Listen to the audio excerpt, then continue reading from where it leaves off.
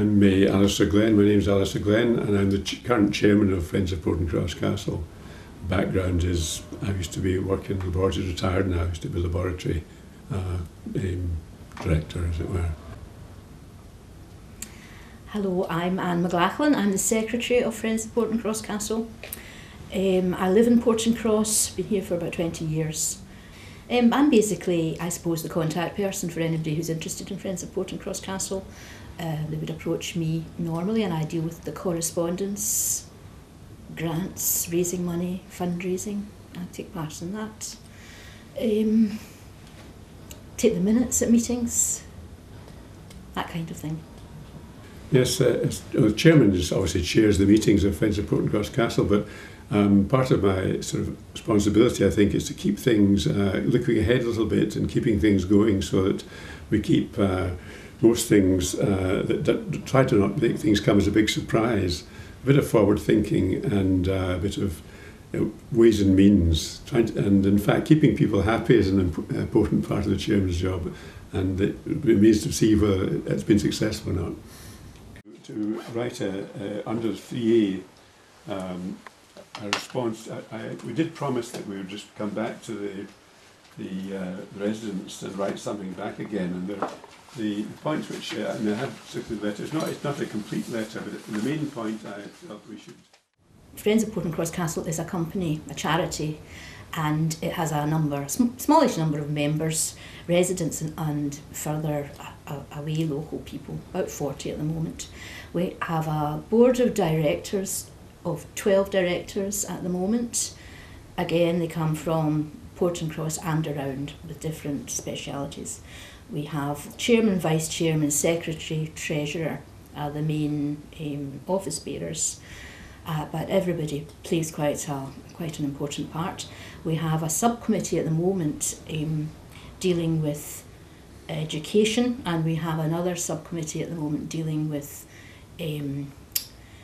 really how we're going to run the castle once the building's complete and we're into the next phase of welcoming visitors and helping to make their experience a good one and get them to come back, and that's what that committee is engaged in at the moment. One of the features of the castle is it has a very interesting history. It's not terribly well known, but the grounds of the castle were given by Robert the Bruce to the Boyds, so it's a Boyd castle. And it was they who were in association with the Bruce's grandson, Robert II, who had quite a strong association with the castle.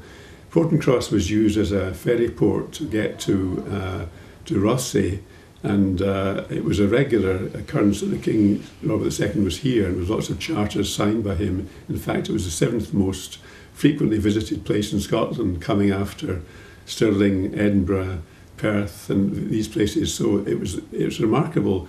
A small village like this was in fact very much on the map in the 1300s. I think that Portencross is quite unique because of the fact that it was owned by the nuclear generating industry for a good number of years and kind of mothballed, which I think has led to a lack of development here, which people like to see. The area around the castle has always been very popular, and one of the main fears was that would be fenced off if a private owner bought it, and everybody, the visitors and the community, would lose that total unspoilt kind of aspect that Portencross has, by luck really, rather than anything else.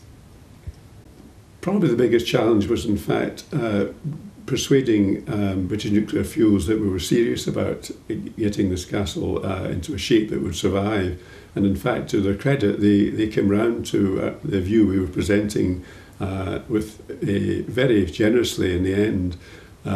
Raising money we thought would be impossible, and we were very delighted through the hard work of various committee members to get there, but I think the actual getting it to a funding state was probably the biggest challenge, although in theory doing the actual work was a bigger challenge, but we didn't have to do that.